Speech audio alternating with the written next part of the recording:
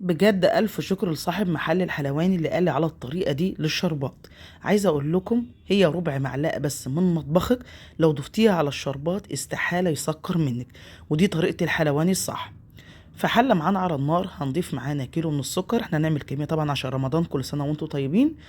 كيلو السكر بضيف عليه نص لتر من المية اللي هما كوبين من المية. الكوب اللي هو معياره بالنسبة للسوائل 250 ملي لتر اللي هو المج المتاح في كل بيت.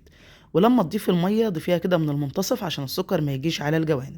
واول ما يبدأ معانا في الغليان بضيف عليه معلقة كبيرة من عسل الجلوكوز، وهنا بستنى كده لما يبدأ يغلي معايا وبضيف كده عسل الجلوكوز لانه طبعا بيبقى قوامه تقيل خصوصا في الجو الشتاء ده. فانا بحط المعلقة كده في المنتصف لحد بقى العسل كده ما ينزل من المعلقة مع الغليان. وبعد كده بجيب معايا كوباية فيها مية مغلية، وبجيب فرشة وببدأ كده امسح الجوانب بالفرشة عشان اي سكر بيجي على الجوانب هو ده اللي بيسكر معاك الشربات ويخرز منك. بعد كده ما مسحت كده الاطراف بنضيف بقى المعلقة السحرية اللي هي ملح الليمون. هنضيف معانا ربع معلقة صغيرة من ملح الليمون، ودي استحالة تخلي الشربات يسكر منك.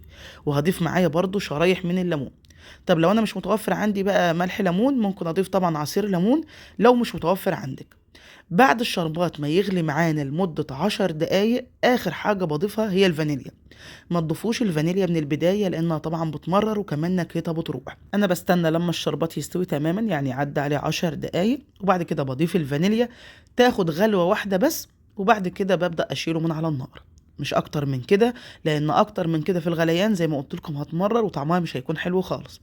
بعد ما يبرد بنحطه بقى في البرطمانات بتاعتنا، خصوصا لو البرطمانات بتاعتك مش ازاز فانت لازم تستنيه لما يبرد، لكن لو البرطمانات بتاعتك ازاز زي بتاعتي تقدري تصبيه عادي.